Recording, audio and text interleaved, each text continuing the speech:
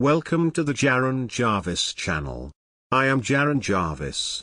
Today, I would like to introduce to you a strange experience giving a ride home to a girl.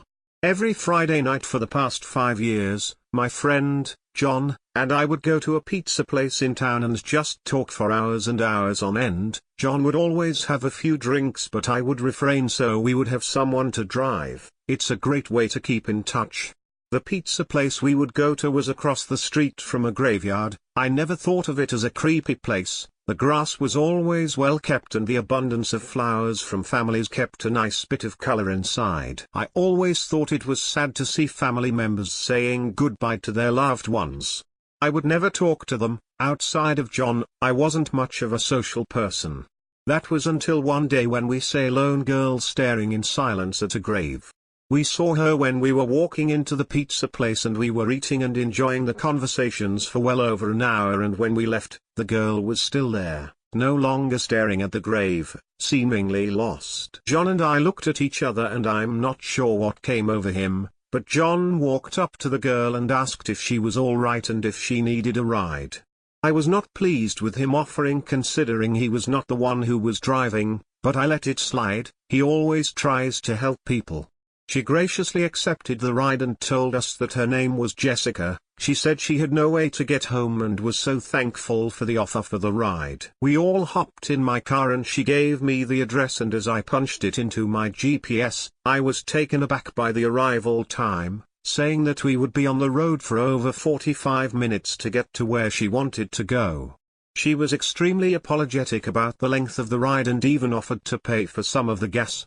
I thanked her for the offer, but I didn't want to take money for the gas as her tattered clothing made me believe that she didn't have a ton of money, and I didn't want to take any of what she had away from her. We started for her home, John trying to make small talk to her.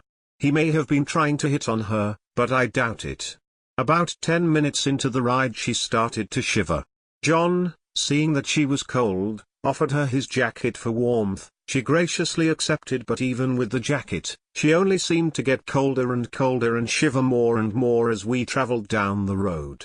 With the traffic, we had been in the car for over an hour when we finally pulled into the driveway. I looked at the clock on the dashboard. It was about midnight.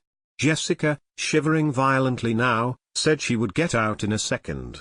Since all of the lights in the house were off, I assumed the house was locked and walked up to the door to knock so someone would be able to let Jessica inside.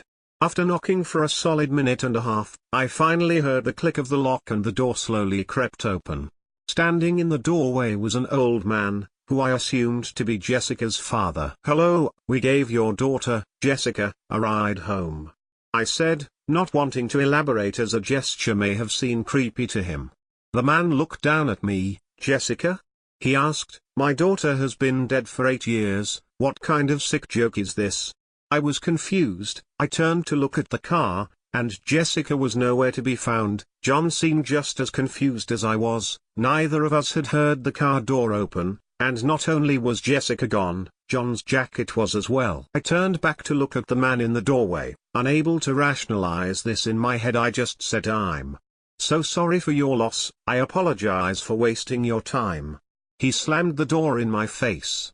The next day, John and I went back to the graveyard across the street from the pizza place. Confused, we walked around and tried to find the grave Jessica had been looking over last night before we had our pizza, and eventually we found it. The tombstone read: Jessica Jones. January 3, 1992, September 8, 2010. We couldn't believe what we were looking at, but what made it more confusing was John's jacket laid across the top of the grave.